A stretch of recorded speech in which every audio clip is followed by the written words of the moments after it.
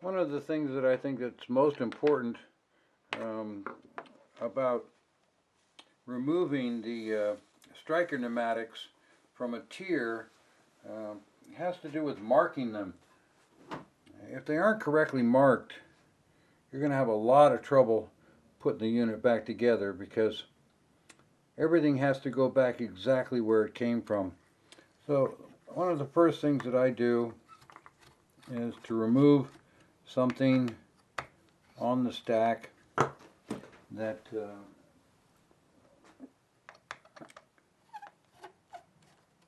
I can put back exactly where it came from, and I use that kind of as my template. This happens to be block number 4.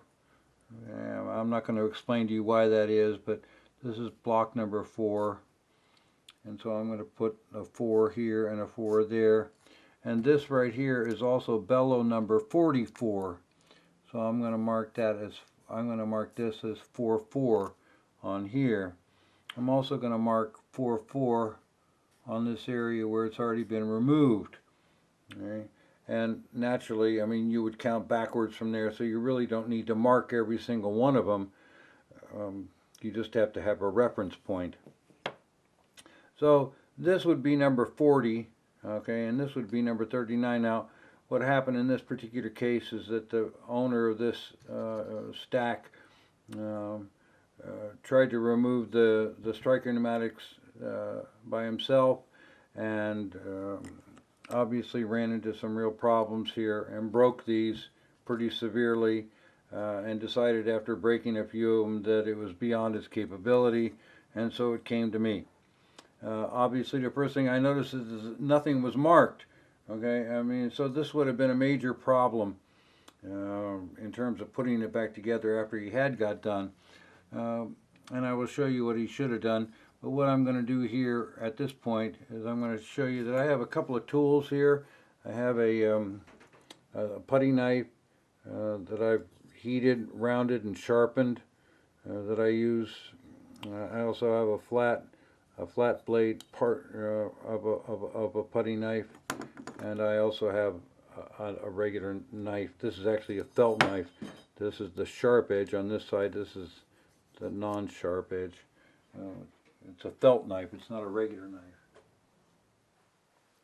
So what I would normally do in a case like this, I mean, just to go ahead and sort of clean this all up before I get started, is you say, okay, we'll go ahead and knock that off. Actually, that's not the first thing that I'm going to do. The first thing that I'm going to do is I'm going to mark the back of this with a score. Put a score mark on the back of this right here. I've got the old glue marks right here, the glue lines, and those are going to tell me where to position, because I don't know whether you can see this clearly from the camera, but let me get this out. Let's see if I can zoom in on this a little bit.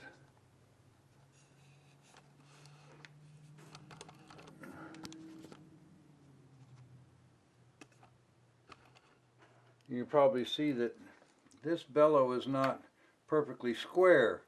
As if I were to put a T-square up there, you'd see that it's not square. This one isn't square. This one isn't square. They were made this way, and if they were put back square, then they wouldn't line up with the fingers, the striker fingers that are up underneath here.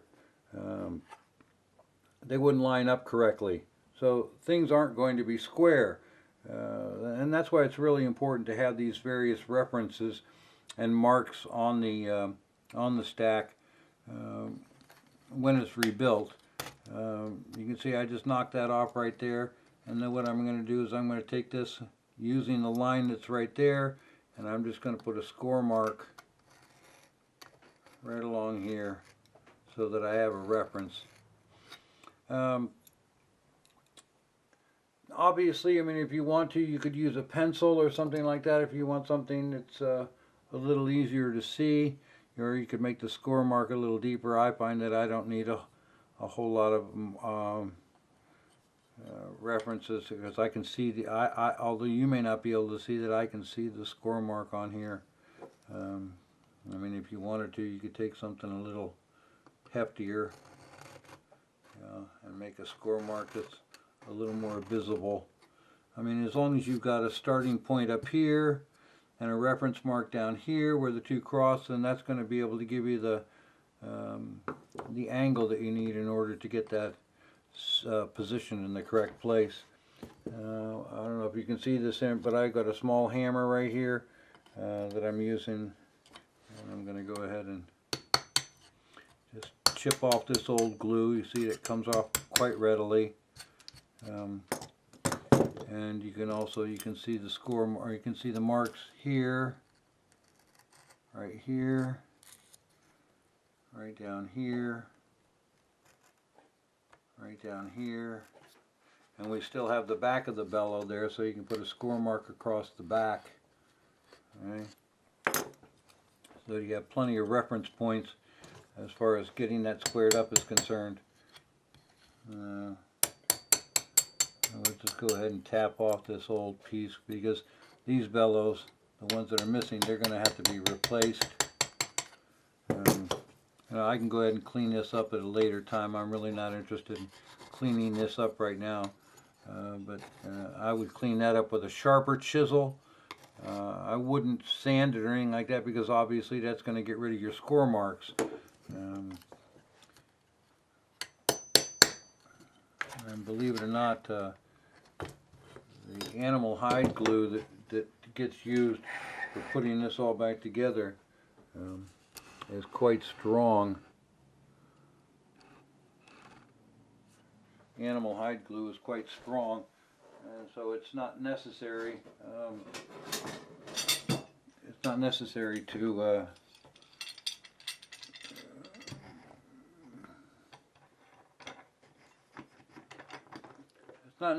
to have a completely flat surface, because the animal hide glue will take up a lot of the irregularity. There's a little bit of irregularity. This is up about 2-3 thousandths of an inch right here, but the animal hide glue would easily fill that in. Same thing with these. I'm just going to go ahead and tap these off. Now you notice that it's being reluctant to come off. It's not coming off easily. So instead of continuing to force it this way, what I'll do is I'll go over to the other side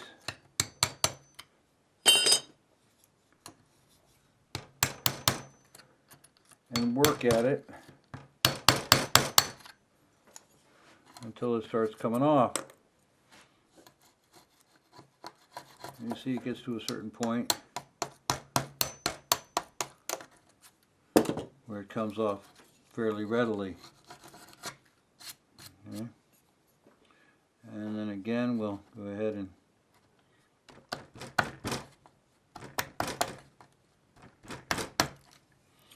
mark off the, now you can probably see these marks right here.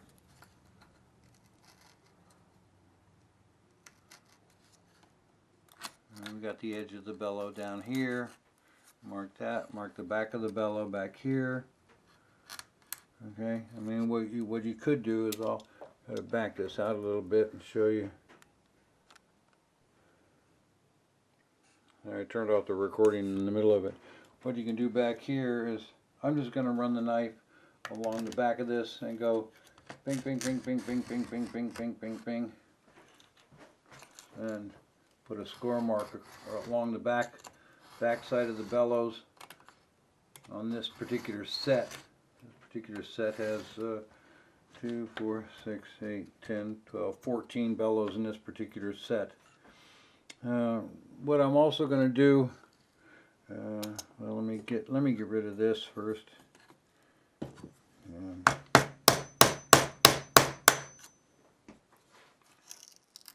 one seems to be coming up nicely.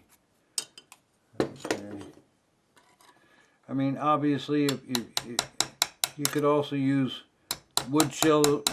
regular old wood chisels to do this.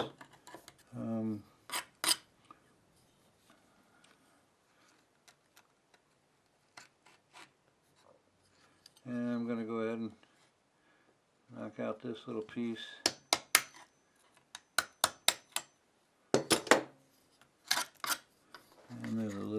piece left right here. Okay. Go ahead and make your marks.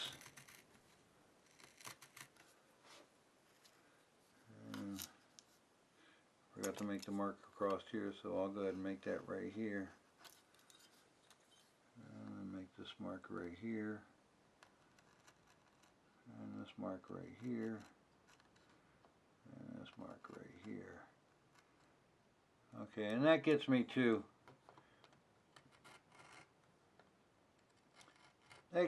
where I'm up to what I would normally deal with, because we're going to pretend here that instead of starting right here, we're going to pretend that this is over here, okay? Because I'll show you the way that I would normally handle this, starting at the end, okay? Because the way that I would normally do this would be to start here at the end, chisel out this glue right here, take a scribe and use the edge of the bellow to mark it out. On there we've already marked the back, and then I would go down with a knife on the inside side of this and pull that out, because you remember seeing the glue edges that were up in here, and a lot of times what will happen is that glue edge that's on the inside side or the outside side, this side or the other side, I don't call them inside, outside, it doesn't matter what you call them, they will actually hold this bellow more securely to the wood, and as a consequence of that, when you go to break it off, it's actually being held on by those edges and not so much by the glue that's underneath that's actually securing it, and it ends up causing the bellows to break like these did, whereas if you break this glue away first on both sides of the bellow before you start going at it with the chisel, and you can feel it cracking when you get to the edge. You can feel the glue cracking. And sometimes if you can't feel it cracking, it's even okay to take your chisel or whatever sharp edge you're using and actually just go ahead and bang down on it so that you break that away. And then do the one on the opposite side too, because I mean, as long as you're there, might as well do the one on both sides.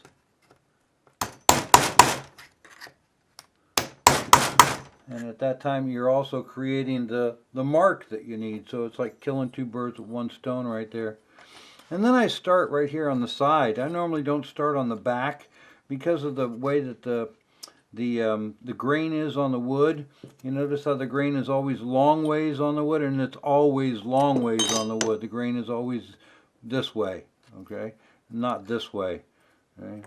So, and depending on how they cut the wood, sometimes the grain would be running more this direction or more this direction. So if you started banging away at it here and the grain was running upwards, well then the bellow would split, you know, right here, okay? In other words, as it's coming up, it would split just like these ones did, okay? Because you can see that it's thicker. You see it's thicker on this side than it is on this side, so the grain was running in this direction. So if you hit it from the front, okay, that's going to cause the wood to split apart there. You hit it from the back, it's less likely to do that. It would be less likely to split apart like this one did if you attacked it from the back as opposed to attacking it from the front. But you don't know that, okay? You don't know that when you first start out. So why not start out by attacking it at the side? And just go in about, oh, I don't know, I go in, oh, probably a, what's that, 1/8 of an inch maybe? Okay, and of course you can't do it from that side. But what you can do is, if you got this curved blade, you can go on down in here like this, and this will put a little bit of pressure. And sometimes if you're real lucky, just that shock will actually cause the bellow to fracture right off. Then I attack it from the back a little bit. And I look right down in here as I'm doing this. I look to see, okay, what's happening? You know, is it coming off easily or is it not coming off easily? And you noticed how I tapped and it came right off. Okay, so no big thing. Okay, I mean it wasn't a real challenge. And we've already got our marks. You can clearly see the mark on here. You can clearly see the mark on there. If you can't, you can go ahead and draw it out again. Move on to the next one.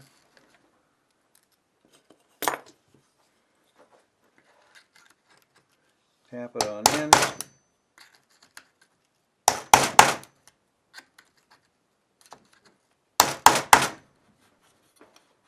Do the same thing on the opposite side.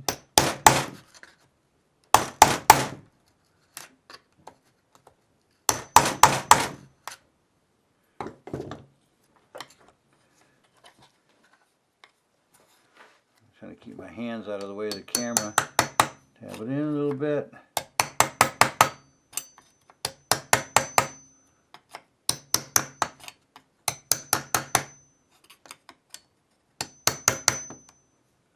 Yeah, now I don't. You might not have been able to see that, but I saw that bottom board tilt ever so much, all by itself, as opposed to bending. It was actually starting to lift, which tells me that the glue underneath is starting to fracture a little bit all by itself. And now I hit it again on the opposite side with this back pressure from the tilted blade.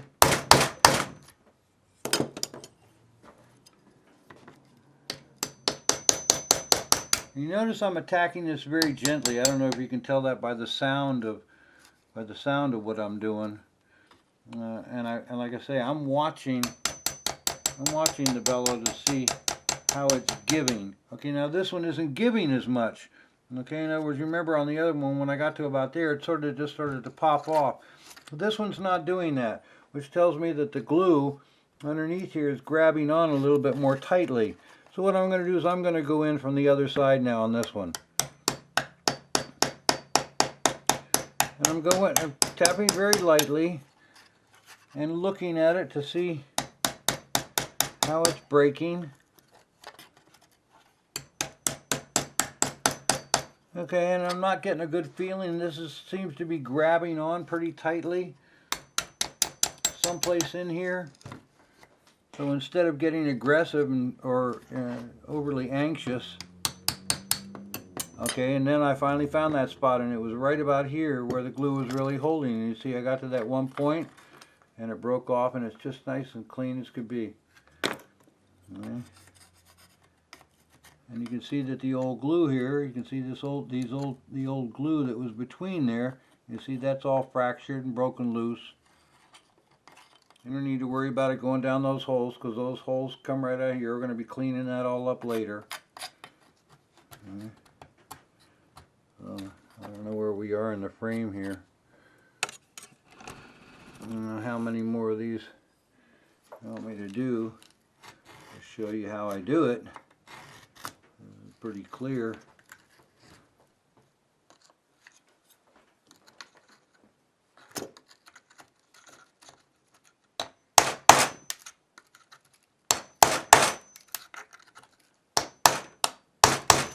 Now, you know, I could say, well, let me do it the wrong way so that I can show you how it doesn't work, but I don't, you know, I don't see any real point to that. This is the way that I've been doing it for over 30 years, and it seems to work, so it's like, why show you a different way that might not work? You know, I don't understand that kind of logic. So, you know, I mean, do they all come away this clean every time? You know, no. Okay, I mean, you know, there are gonna be times when the wood is, because of the grain or something like that, the wood will fracture in a weird way. But you know, most of the time, 90% of the time, just, I mean, like this one. a little bit of the wood in this particular one, okay, a little bit of the wood is still here. Probably 10,000ths of an inch of the wood is still here. And this is why it's so important to mark these bellows, because I haven't been marking them. I should have been showing you what I do to mark them, because this was this one, and this was this one, and this was this one. Now actually, you say, well, how can you tell that? Actually, what I'm looking at that little tiny shadow of wood, that little tiny piece of wood right there. And I don't know if I can get the light just right, but you can see that shadow right there. And these you do have to mark, so that's 44, 43, 42, 41, 40. Right? And you mark that right on the bellow. And this would be 39. This would be 38. And this isn't going to have any problem. You're not going to have any problem gluing this, because the animal hide glue isn't going to be affected by this felt pin at all. But that way, when you put it back together, okay, you put this back together with the glue, you see you're going to set that right there, and you're going to put that right there. And although you can't feel this, okay, I can feel that as I'm putting this in place, I can feel where this little piece of wood right here, I can feel that mating. I can feel that wood mating with the other piece, and that bellow is going to go back exactly where it came from. I mean, to within 1,000th of an inch. Okay, it's going to go back because I'm pushing it side to side, pushing it back and forth. I can feel that it's in the groove. So sometimes having a little bit of sliver of wood left on the tier is actually a good thing. Whereas on this one right here, which is really flat, I mean, I'll be able to get it lined up, but you see, I can't feel, there's nothing here, okay? There's nothing to prevent the wood from going back either way. So actually placing this one when it gets glued is actually going to be a little more difficult than it is with the one that had a little bit of piece of wood left on it. So having a little bit of wood left on your tier, okay, is not a bad thing.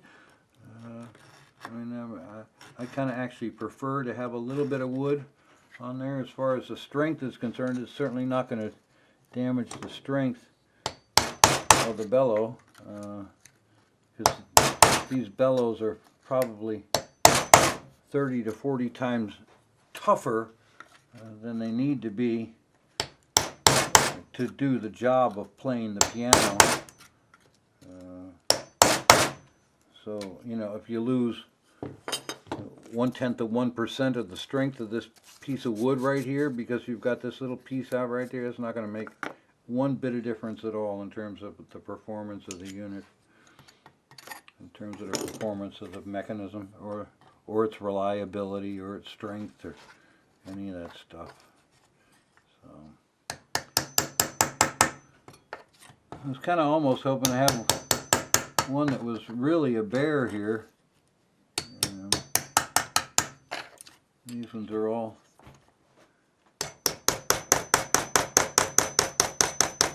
actually when I do this, this is pretty normally the way that things go. They normally don't get real messed up, because I'm using a very patient method.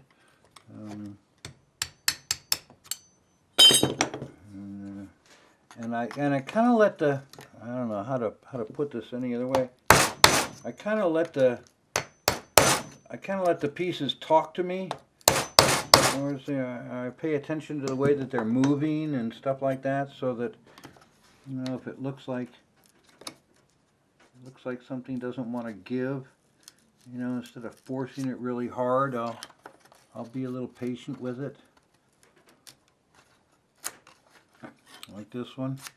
Okay, here again we got a little tiny piece of the wood right here, maybe 10,000th of an inch of piece of wood left on there. But you see, I mean, the integrity of this piece of wood is still 100%. Okay, well, 99%.